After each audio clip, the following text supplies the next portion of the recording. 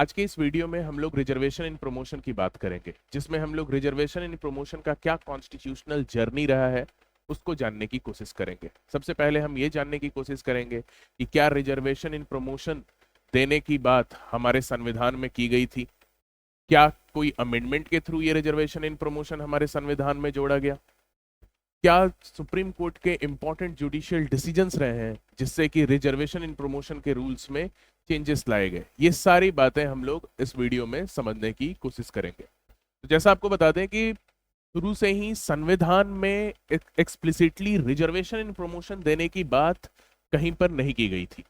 Article 16(4) जो constitution का है वो यह बतलाता है कि हमें बैकवर्ड क्लासेस को रिजर्वेशन प्रोवाइड करना है पब्लिक एम्प्लॉयमेंट में। इसी प्रोविजन को इंटरप्रेट करते हुए एडमिनिस्ट्रेटिव ऑर्डर्स के थ्रू शेड्यूल कास्ट और शेड्यूल ट्राइब को रिजर्वेशन इन प्रमोशन जो है इनिशियली प्रोवाइड किया जाता था, बट रिजर्वेशन इन प्रमोशन के बारे में एक्सप्लिसिटली बात कहीं पे नहीं की गई थी। इसलिए सबसे पहले सुप्रीम कोर्ट के सामने state of Kerala versus NM Thomas के केस में 1976 में ये क्वेश्चन अराइज हुआ कि क्या रिजर्वेशन इन प्रमोशन देना सही है, जिसमें कि सुप्रीम कोर्ट ने बोला कि reservation in promotion is valid.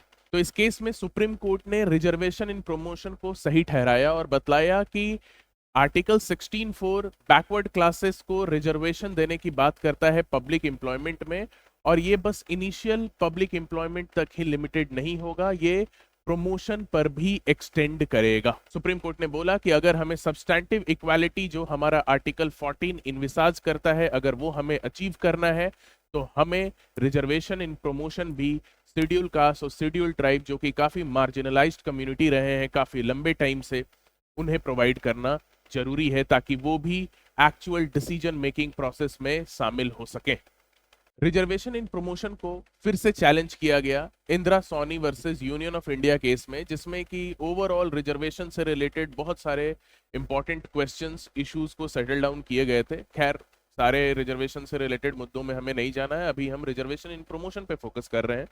तो Indira Sawhney versus union of India में रिजर्वेशन इन प्रमोशन की जब फिर से बात उठी, सुप्रीम कोर्ट ने इस केस में एक डिफरेंट अप्रोच अपनाया और कहा कि रिजर्वेशन केवल इनिशियल पब्लिक एम्प्लॉयमेंट में एंट्री लेवल पर ही दिया जा सकता है। Article 16(4) reservation in promotion provide करने की अनुमति नहीं देता है। बट उसके बाद काफी सारे रिसर्च और सर्वे के रिपोर्ट्स के थ्रू ये देखा गया कि जो शेड्यूल कास्ट और शेड्यूल ट्राइब कम्युनिटीज है जो कि हिस्टोरिकली मार्जिनलाइज्ड रही है, उनका representation higher level administrative post में, डिसीजन मेकिंग पोस्ट में नहीं है, जिस कारण से एक सब्सटैंटिव इक्वालिटी हम अचीव नहीं कर पा रहे हैं। इसीलिए पार्लियामेंट ने 1995 में 77th कॉन्स्टिट्यूशनल अमेंडमेंट के थ्रू आर्टिकल 16(4)(a) को इंसर्ट किया और उसमें रिजर्वेशन इन प्रमोशन प्रोवाइड करने का एक संवैधानिक आधार प्रोवाइड किया। बट रिजर्वेशन इन प्रमोशन जो है हर बैकवर्ड कम्युनिटी को नहीं, केवल शेड्यूल कास्ट और शेड्यूल ट्राइब को देने की बात की गई। ये 77th कॉन्स्टिट्यूशनल अमेंडमेंट आने के बाद प्रॉब्लम अभी खत्म नहीं हुआ, अभी काफी सारे नए प्रॉब्लम उभर के आए। सबसे बड़ा प्रॉब्लम ये उभर के आया सीनियरिटी का। अगर कोई शेड्यूल कास्ट या शेड्यूल ट्राइब का कैंडिडेट जब वो इनिशियल एम्प्लॉयमेंट में आया, तो अगर वो किसी जनरल कैटेगरी के कैंडिडेट्स का जूनियर था, बट रिजर्वेशन इन प्रमोशन के थ्रू अगर वो प्रमोट हो जाता है और जनरल कैटेगरी का जो कैंडिडेट है वो उसके बाद प्रमोट होता है, तो अब सीनियरिटी किसकी होगी? क्या वो शेड्यूल कास्ट या शेड्यूल ट्राइब कैंडिडेट को जो कि रिजर्वेशन इन प्रमोशन के थ्रू प्रमोट हुआ था, या क्या वो जनरल कैटेगरी का कैंडिडेट सीनियर कहलाएगा जो कि इनिशियल एम्प्लॉयमेंट के वक्त उस शेड्यूल कास्ट या शेड्यूल ट्राइब का सीनियर था? तो इसको रिजॉल्व करने के लिए सुप्रीम कोर्ट ने एक कैचअप रूल फॉर्मुलेट किया। ये कैचअप रूल क्या था, आइए इसको समझते हैं। तो इस कैचअप रूल के अकॉर्डिंग अगर कोई जनरल कैटेगरी का कैंडिडेट जो कि शेड्यूल कास्ट या शेड्यूल ट्राइब के कैंडिडेट से सीनियर था इनिशियल एम्प्लॉयमेंट के वक्त, बट रिजर्वेशन इन प्रमोशन के कारण शेड्यूल कास्ट या शेड्यूल ट्राइब का कैंडिडेट अगर प्रमोट हो जाता है और जनरल कैटेगरी का कैंडिडेट उससे बाद में प्रमोट होता है, तो कैचअप रूल के अकॉर्डिंग वो जनरल कैटेगरी का कैंडिडेट अपने सीनियरिटी को फिर से वापस से कैचअप कर लेगा। यही कैचअप रूल था। और ये कैचअप रूल जो है union of India versus Virpal Singh Chauhan के केस में लेट डाउन किया गया था, जिसको कि Ajit Singh versus state of Punjab के केस में अफर्म भी किया गया। बट पार्लियामेंट का डिफरेंट व्यू था। पार्लियामेंट का व्यू ये था कि जब हम किसी को प्रमोशन दे रहे हैं तो प्रमोशन का सारा बेनिफिट उसे देना चाहिए। अगर आप किसी को प्रमोट करते हैं तो प्रमोट करके आप उसको जो है एक सीनियर रैंक पर भेज रहे हैं। अब आप उसे सीनियर रैंक पर भेजकर बाद में कैचअप रूल के थ्रू फिर से जूनियर बना दे रहे हैं, तो प्रमोशन का ट्रू बेनिफिट उस पर्सन को नहीं मिल पाएगा। इसलिए पार्लियामेंट का व्यू था कि कैचअप रूल जो है एक तरीके से रिजर्वेशन इन प्रमोशन का जो बेनिफिट है उसे डाइल्यूट कर देता है। और इसीलिए पार्लियामेंट ने 85th कॉन्स्टिट्यूशनल अमेंडमेंट 2001 में करते हुए आर्टिकल 16(4)(a) में एक टर्म इंक्लूड किया विथ कॉन्सिक्वेंशियल सीनियोरिटी, कि रिजर्वेशन इन प्रमोशन जो शेड्यूल कास्ट या शेड्यूल ट्राइब कैंडिडेट को मिलेगा वो कॉन्सिक्वेंशियल सीनियोरिटी के साथ मिलेगा। और इसके साथ पार्लियामेंट ने इस डिबेट को सेटल डाउन करने का कोशिश किया कि कौन सीनियर होगा। तो आफ्टर दिस 85th अमेंडमेंट अब जो है जो भी शेड्यूल कास्ट या शेड्यूल ट्राइब के कैंडिडेट प्रमोट होंगे वो कॉन्सिक्वेंशियल सीनियोरिटी के साथ होंगे। जनरल कैटेगरी के कैंडिडेट बाद में प्रमोट होके अपने सीनियोरिटी को वापस से कैचअप नहीं कर सकते।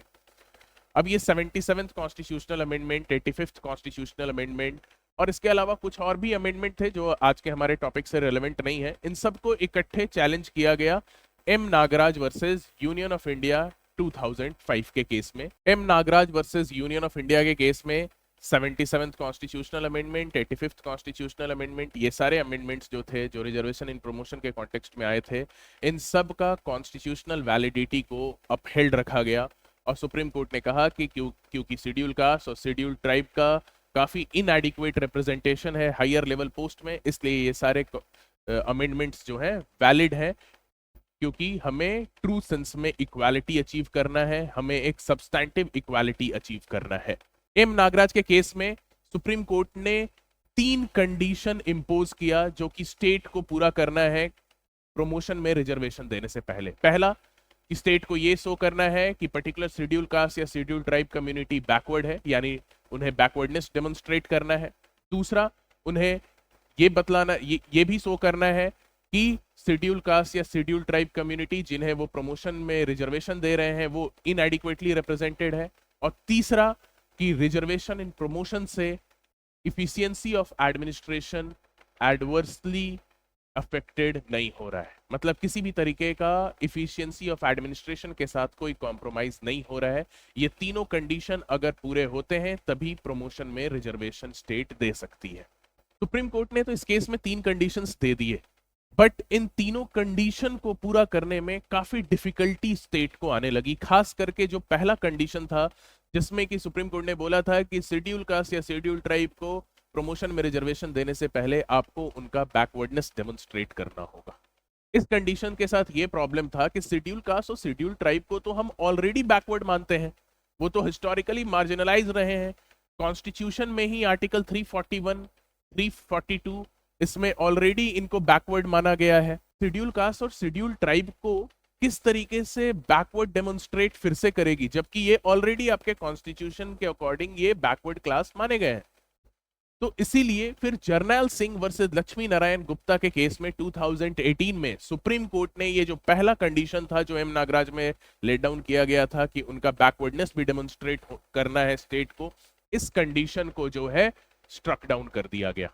और अब रिजर्वेशन इन प्रमोशन देने के लिए केवल 2 कंडीशन पूरे करने हैं, दैट इज कि उनका इनएडिक्वेट रिप्रेजेंटेशन है और दूसरा इफिशियंसी ऑफ एडमिनिस्ट्रेशन कॉम्प्रोमाइज नहीं होना चाहिए। साथ ही साथ लक्ष्मी नारायण गुप्ता के केस में आपको क्रीमी लेयर का कॉन्सेप्ट जो है शेड्यूल कास्ट और शेड्यूल ट्राइब पर भी for the first time apply किया गया, but only in respect to reservation in promotion.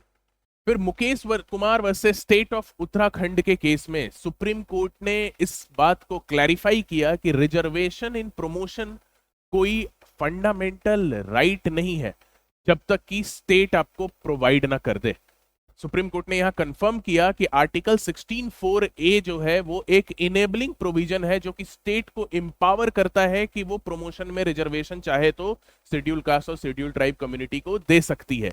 But जब तक स्टेट ने प्रमोशन में रिजर्वेशन नहीं प्रोवाइड किया है तब तक प्रमोशन में रिजर्वेशन पाना फंडामेंटल राइट नहीं है। Article 16(4)(a is merely an enabling provision. तो ये रिजर्वेशन इन प्रमोशन का कॉन्स्टिट्यूशनल जर्नी रहा है। आई होप आपके जितने भी डाउट्स होंगे रिजर्वेशन इन प्रमोशन से रिलेटेड वो क्लियर हो गए होंगे। अगर कोई डाउट होगा तो कमेंट बॉक्स में जरूर बतलाइएगा। Thank you.